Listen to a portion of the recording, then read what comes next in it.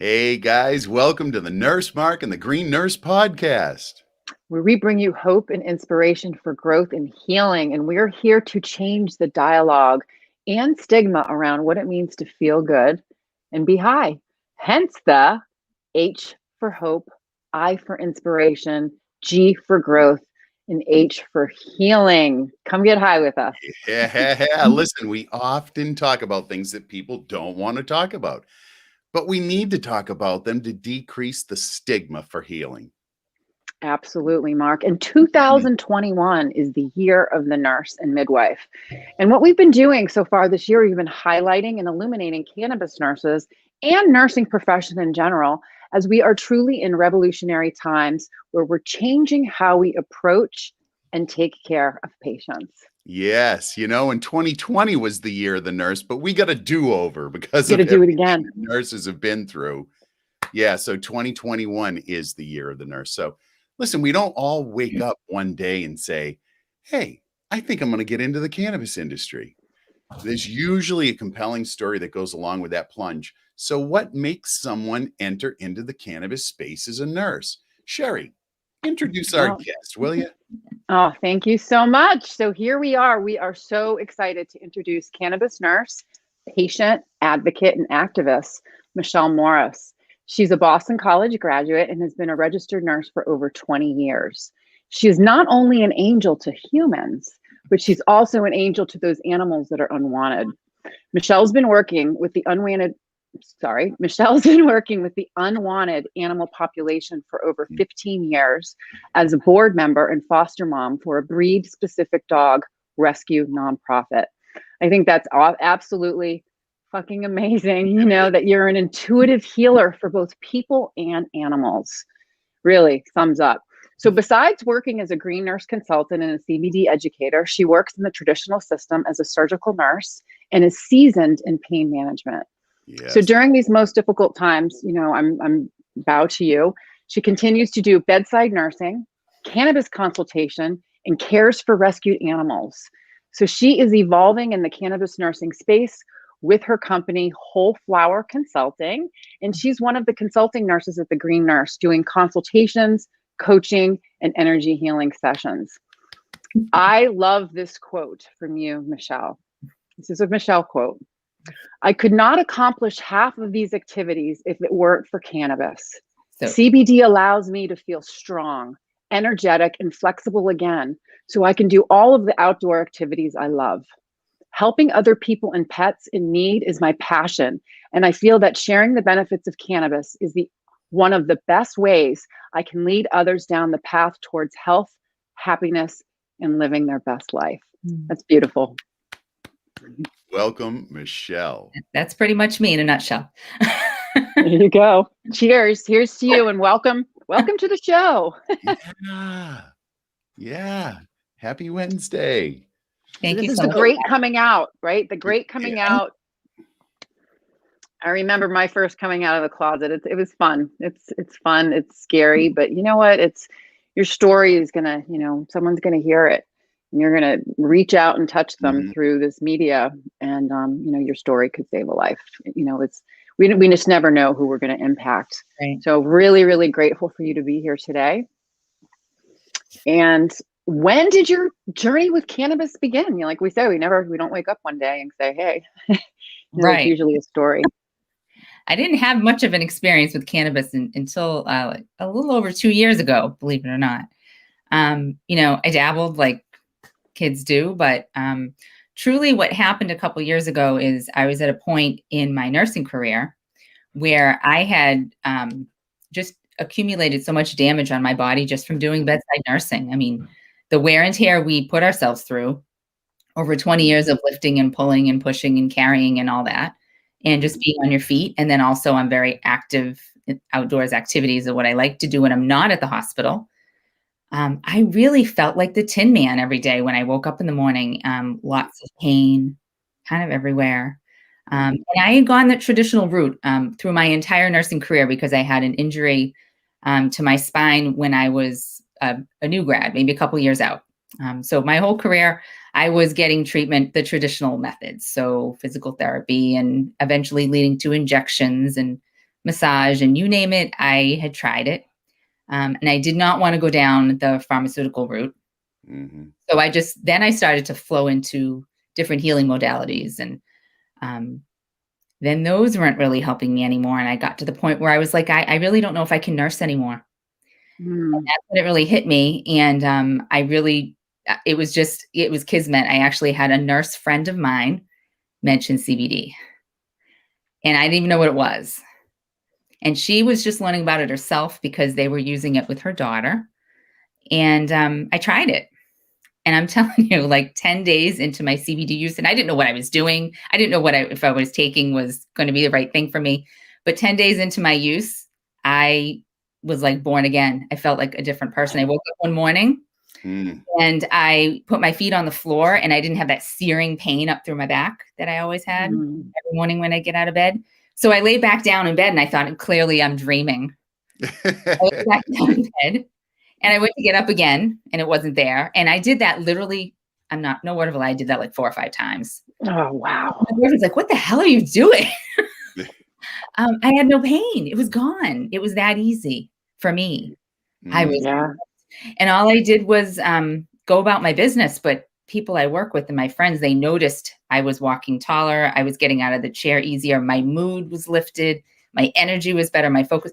I didn't even have to share that. People saw it. Right. And the power of the plant. That's when I realized how powerful this was. And I had to tell everybody about it. People were asking me. And then the people that weren't asking me, I was telling them. Exactly. And that's where it began. Chronic pain, right? Chronic pain, you get so used to it, you don't realize how much it impacts your everyday life. And then, as you said, all of a sudden you're using it, you're 10 days in and you're pain free, and you're like, what's this all about? Yeah, it's really weird. It's really weird. And I remember at one point in time, in the beginning of my cannabis journey, once I did start to feel good and the pain was gone, I started feeling weird about that. I was like, this is really weird. I feel good. Wow, I'm just not used to it. And then you start to judge the feeling. Oh God. So it's really interesting how, we dialogue with ourselves and our experiences as we move through our own stigmas of working with the plant. So have you had to deal with stigma, Michelle? Oh, definitely. I mean, my family, they still don't quite understand what I do. I'm the pot nurse. Like I know we didn't have like traditional family gatherings this year, but in conversations over the phone and stuff, oh yeah, Michelle, she's the pot nurse now. Yeah. I'm like, well, it's a little bit more than that, actually. Yeah, it's a little more in depth than that. Oh my God, that's so funny. And even with my CBD use, I would have coworkers approach me and, well, can you really be doing that? And I'm like, yeah, but people just don't understand what it is. Right. Right. Yeah. So it's just a learning curve. And that's why we're here. That's why we're here to educate. So who inspired you? So what was your inspiration? How, what was that, geared you towards this? So to be completely honest, I was using this specific product that helped me, and people asked me what I was doing, that I decided I was going to represent this product and I was going to share it and sell it, and be a distributor. Yeah. And I never thought I would ever do that. I've never done sales of any kind in my whole life, but this was not really sales. Like, it didn't feel salesy to me. So I was doing that, and now I totally lost my train of thought. Oh, the inspiration for you starting. Yeah, inspiration. So I was doing and people were approaching me about it, and naturally I had to educate them because most people didn't even know what it was, how it was going to work. And so who inspired me to do this was literally my customers. There you go. And a lot of my customers were owners of pets. There you go. And so a lot of times people will share, they'll spend more attention health-wise on their animals than they will on themselves. Always. So I'm spending this time educating the pet owners about the endocannabinoid system. And then I get to the point where I'm like, we have this system as well. Oh, we do. And that's really what inspired me. I kind of went backwards in some ways, but that's what inspired me. The customers, they needed this knowledge in order to make better decisions and choices in their lives to improve their own health. There you go. So it's a great experiment. Introduce it to your animal, follow a cannabinoid specialist recommendations, and, the animal's not going to lie. I mean, that's animal testing right there. No placebo. And so with my nurse colleagues trying it with their pets instead of themselves first, there's no placebo effect in a pet. It's going to work, and you're going to see it. Right. And it's amazing. Yeah. Oh, that's awesome. So tell us about you're the dog whisperer. So tell us a little bit about that. I like that, Michelle. I don't know. I don't know if I'm the dog whisperer, but I have a lot of exposure to animals. And so, and I've built a network. So my network has been really supportive. People come, I don't solicit any animal business, but people come to me with questions. So, I just basically do the same spiel that I do with people as far as educating them. It's about taking care of your own health and your diet and exercise and rest and having everything in a balance, just like cannabis does. Right. Right. So I love that. And like I said, people will focus a lot more energy sometimes on their pets than they will on themselves. So that ends up being a gateway for me to help the owners themselves. Oh my Absolutely. gosh, pets are gateways to marijuana use. I heard it here first, folks. Yeah, I've always wondered about that connection, Michelle. You put it that way, it sounds. Thank you for solidifying that. Right before you know it, pets are going to be illegal, not going to be able to use it. They're going to be like, no, you can't give it to your dogs. No, it's all good. Oh, there's a right way to do it. Trust me. There is. Yeah. You're absolutely right. Oh, so wow. Have you used it with your own animals? So how do you use it? Yeah, absolutely. And I've also used it with my foster dogs that come through as well. So generally, my friends will tell you that I don't take like normal dogs. I take the dogs that the shelters literally call us and they don't know what to do with them. Like the ones that literally climb and hang from the top of the runs and things like the ones that have the biggest behavioral issues. Those are the ones I take. So your success stories would be on the dodo. Is that could be if I was recording them. I probably should start doing that. But yeah, I wish I had known about it sooner. But I actually used it first with my own dog, who was what we call a failed foster. So he was going to be here, and he was going to be my foster dog, and he never left because we just bonded with him and. Oh yeah. Turned out to be perfect for us. So, yeah. But he had a lot of behavioral issues. He was harming himself. He had, I guess if dogs could have OCD, he had OCD. He had separation anxiety, crate phobia, all that. And he could not be left alone. He had an obsession with water. I mean, he had all these things going on. And there is a place, for medications.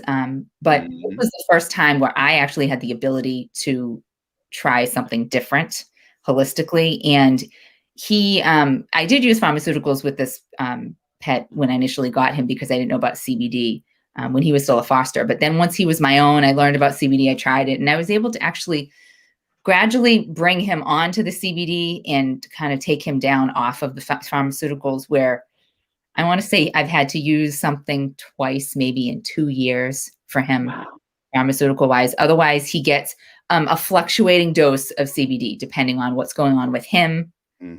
Our dogs are very active. They're like little mini athletes, and we do bird hunting with our dogs. So there's certain times of the year where they really need a lot of rest and repair, like gain and repair assistance with the CBD. And now they're getting, he's getting older and arthritic. But in general, I saw a huge difference with his anxiety and compulsive behaviors with the CBD. And then I had another pet, another failed foster, who was probably the most normal behavioral dog that I've ever fostered. But we decided to keep her because we thought maybe we deserve to have a normal dog once. And what happened to her? You earned it. She is wonderful, but about 4 years old, we realized something was kind of up with her. And long story short, she has an autoimmune disorder that is like the equivalent of irritable bowel syndrome. It's called inflammatory bowel disorder. So CBD has been great with that too. Wow. She still has a balance of pharmaceuticals, but like such a minimal amount that it's probably negligible that she even needs them anymore. But this is fantastic for her as well.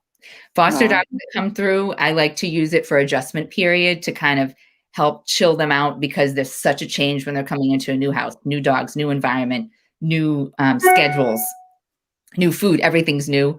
And I've known with a few fosters I've used it on for just that it just eases that transition period. I also send it with them to their new homes to kind of ease that transition period. And they don't always need to stay on it. Yeah. So you but- think about it, right? You think about cannabinoids are adaptogens. So they help our body to adapt to stress. And our endocannabinoid system changes as we change over time. So it would make sense that they would not need to be on it at all times. You know what I mean? So like everyone's different. So they might need to be on it a little bit longer, maybe a little bit shorter. And so you use your animal intuitive skills, and, you know, the dog's pretty much communicating with you anyways. So pretty much. yeah. Yeah. So that makes sense. Yeah. But I found it so rewarding because, right, they don't lie. I mean, it's clear as day. And just having the results like right there in front of you is all the reward that I need to, for what I do. It is. So speaking about rewarding, what's the most rewarding, or what do you find the most rewarding when you're working with cannabis patients? It never gets old when you get, I don't want to use the word testimonial, but when you get the phone call or the text message from someone who came to you with an issue and they are like over the moon with the results they've gotten. And it could be a wide range of results, but whatever it is, positive results, they're so amazed by it. They thank you, a million different ways. That never gets old. Yeah. It's as exciting as it is the very first time it happens. Love it. Whether it's a pet or a human, just knowing that I've improved someone's quality of life. Fantastic. Yes. Fantastic. Yes. So what do you think too? What do you think about, so, you work in the traditional system and you do community cannabis nursing, you work with CBD sales. So what do you think has been the biggest misconception that people have about your involvement with cannabis? I think it kind of goes along with my family's thought of me being the partners. I think they think I sit on the couch all day and smoke, and I don't actually accomplish anything or get anything done. Like there's a visual in people's minds that that's what cannabis is about. And it's so not that. Well, if you wanted to be that, you could. I mean, that's the part that's so cool about cannabinoids is you can custom create your experience. So if you want to be couch lock, you could be couch lock. But if you want to function, it's like there's, 3 ways to use cannabis: medically, with adult use, recreationally, and irresponsibly. And it has to do with your consciousness. The minute it hits your body, it acts as medicine. But we're able to create our experience if we put intent into it. What are we trying to do? What are we trying to accomplish? What is our goal? How do we want to feel? Yeah. What do I have to do today? What am I going to eat? What am I going to drink? Who am I going to be around? So all of these things come into play when we're working with this plant and using it to live our best life. Clearly not just one road. I mean, it's a road in whatever way you want to take it. Yeah. Right. So I've got a question for you. You're working in mainstream healthcare and you're also working in this alternative healthcare, right? So do you see any change in mainstream healthcare and the attitudes towards cannabis about, as a medicine, about you in the space? Have you seen any sort of shift towards more acceptance? I have noticed, so I've been in the sales now a couple of years, and I've noticed a huge shift, I would say this last year. So a lot of times in maybe the first year, someone would come to me as a customer and I'd say, well, I can't, provide medical advice in that role that I'm in as a salesperson. So refer to your physician, and most physicians wouldn't know about it or wouldn't care to know about it and really wouldn't guide the patient either way. And then the patient was left confused. Now I really feel like the patients are advocating more for themselves, and actually the physicians seem to be a little more knowledgeable, and not just the physicians, other health practitioners as well. A lot more supportive than they were when I started. Like even to the point where, if you think that's helping you, great, do it. Right. It didn't happen when I started. People were kind of on their own, and they were just going to give it a whirl. They were going to take their own risk. And now I'm seeing a lot more support. Yeah. Wow. Right. Yeah. We're getting there. a lot more patients that are coming in admitting they're already using it, which they felt like had to hide it from us before. Right. Now I think that people are just a lot more open about it.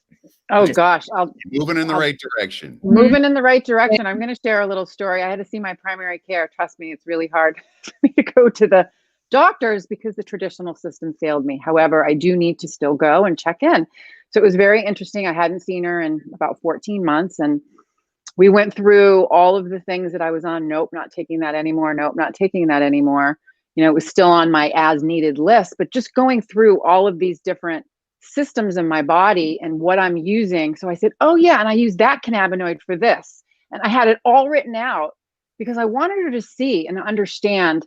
You know, I said, this is because I want to educate you, and I want you to know the reason why you haven't seen me in 14 months isn't because I'm not taking care of myself.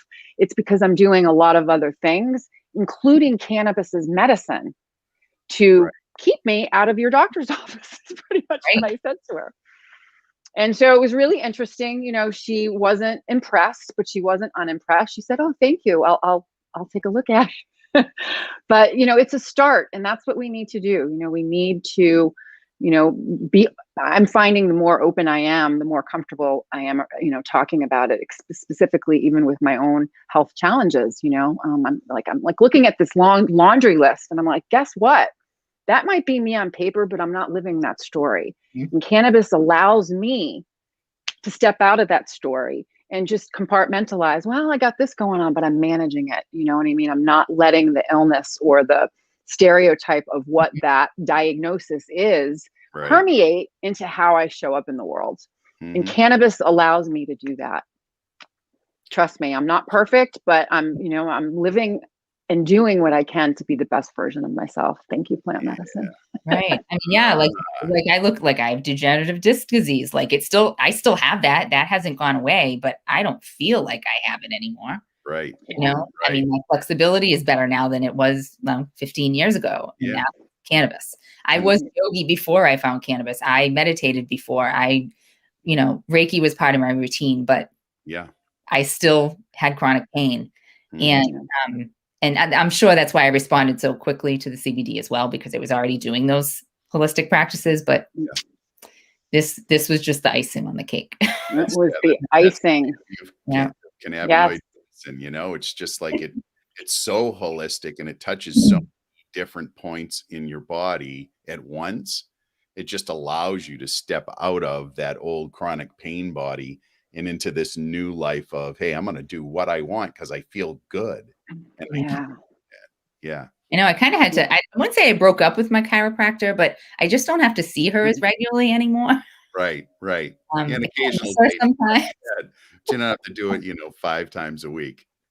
We were regular buddies for 20 years. So and and I'm sure it helped, to keep you going during that 20-year period. Pretty much. Absolutely. So Michele, with nurses, what do you think nurses specifically bring to the specialty of cannabis? What are your thoughts? I think nurses are first of all, nurses listen. Like we are the listeners, and the patients respect us and they trust us. We have that rapport. Then I'm not saying other health professionals don't have with patients, but we're known for it. And I also think we have we're really astute at looking at a whole picture. I mean, it starts in nursing school. It's a health assessment. It's a head to toe assessment. Right. Listen, we're doing it. We're at the Market Basket. We're doing full health assessments on people. Of course. We can't help ourselves. You need to do that. You need to do that. You need to do that. Don't eat that. So put that back. Oh no. Doing it right.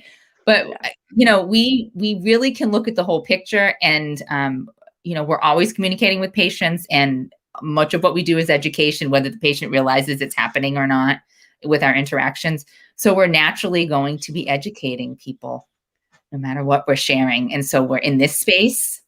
It's hard not to kind of get my 2 cents in, about cannabis. I mean, and integrate it into everything we do. As nurses, the more I find too, like a lot of nurses, when we come in, using it as medicine, we find that it ends up being a lifestyle. You know what I mean? It's a whole wellness lifestyle that we live, in order to not have to be medicated. That's how I look at it. I used it as medicine for a while, and then all of a sudden I didn't need as much because all of the other tools were working for me, but I still use cannabis as a health and wellness tool. So that's the point I'm trying to make. Really cool. Right. Right. But it also allows you to make better choices, like individually, one at a time, and gradually your toolbox is completely, reorganized, and you're just feeling better, and you're able to just move through your day more. You're able to make more positive interactions with people. Right. And that's just a domino effect with everyone that you come into contact with. Exactly. Beautiful domino effect. Yeah. So, yeah. So, hey, here's a question for you. I like this one. Oh, What's a fun fact about you that we don't know that really has shaped you into who you are today? Well, I don't know. Some people probably know some of these fun facts. I mean, so I'm very much an animal lover. Very much got into actually bird hunting with my dogs because of this breed that I help foster and rescue. They're called German short-haired pointers. Oh yeah. So, we do a lot of, they're crazy. You either love them or they're nuts and you want nothing to do with them. And so the ones I take, the ones that get given away. But, very active. I like doing, outdoors activities with my dogs. And so, we are hunting a lot, and our dogs don't just hunt birds, but we, do shed hunting, and, we're just super active with them. And a lot of people in this area, that's not a common thing. Right. It's not, it's a Midwest kind of thing, or up north. So used to be it's really cool. It's not a whole lot around here anymore. So you do have to travel a little, but right. Something else I've done is I've actually traveled, abroad. I've traveled to South America and done medical missions in the past. And every once in a while, I feel like in my nursing career, and maybe I'm sure this happens with other nurses, is you need to get out of your box and try something different to ignite your passion for nursing. Yeah. Okay. So like 10 years into my career, I'm like, I got to do something. And that's when I went on my second medical mission to Ecuador. And it's funny because now I'm in another 10-year cycle, and I found cannabis, and this is like my passion. That's really I don't know cool. what the next 10-year cycle is going to be. Right. Psychedelics. But I'm open to anything. Psychedelics. It's coming. Right? That is coming. That's a whole other show we can do. That is. Tons of shows. Tons of shows coming up on that for sure. Trust me. Yeah. Oh yeah. But no matter what I do, like I try to do something that inspires the essence of nursing. That why did I go into nursing? And so what I loved about doing those missions are, there's no, when you go down there, you're being a nurse. You're not documenting. You're not worrying about the insurance coverage. You're not dealing with bureaucracy in the hospital. You're literally with that patient. They don't even speak English, but you're going through and you're doing your nursing duties. Yes, right. So the essence of nursing is human caring. That's all you needed. That's all you were doing was caring. You know what I mean? It's beautiful. And so that, I thought of that the other day. I'm like, what is it that people might not know? They might not know that, but honestly, it's the same connection. It's just, it's the same connection on whatever continent you're on, and whatever you're Exactly. Right. So Michele, this has been so awesome. We're so excited that you're with us on the Green Nurse platform. And so just to wrap it up, what affiliations are you with? I want you to be able to plug, your business and plug the companies that you're affiliated with. And where can we find you?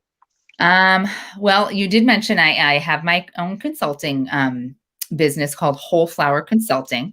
And it's right in the it's right in the notes. Okay, cool. I also share a CBD, USDA organic CBD company called Green Compass. They're based out of North Carolina, so it's all USA grown. They're fantastic, super reliable. And as a nurse, that's really important that you know exactly what's in your CBD. Oh, yeah. That's something I never have to worry about with them. Good. I'm really very happy to be a member of the American Cannabis Nurses Association. And I'm getting all kinds of education from them. Lots of learning opportunities. So that's where I'm at now. And just looking forward to growing and making new affiliations. Good. Excellent, excellent, excellent. Love So it. thank So you. glad You know, you're with us. yeah, we are. We're really, really glad you're with us at the Green Nurse. And we are excited to keep illuminating all the nurses that come on our bus. Get on the bus. Get on the Big bus. cannabis. Yes, yes. So Yeah. listen, thank you for all that right you. now. What was that? I said there's nowhere else I'd rather be right now. Yeah. Really. So this has been a great show. Thank you so much for sharing your passion, for opening up, sharing your story, and for everything that you do for humans and animals, really. Yeah. And thanks to those who stopped by and listened in for the last 30 minutes. Got to know Michele a little bit better and know that she loves German short-haired pointers. Yeah. I'm the crazy. Love those dogs. Love those Before I dogs. was the dog whisperer, I was the crazy dog lady. I'm the crazy dog lady. Yeah. It's all good. So thanks for stopping by, everybody. We really, really do love it when you're here. And Sherry, I'm gonna ask the question, really. What's it all about? That question, you know how much I hate answering that question. No, I love answering that question because it's the truth. Mhm. It is truth with a capital T. It's Yeah. about living your best life. Yeah. All right, folks. Thanks. See you soon. Thank you.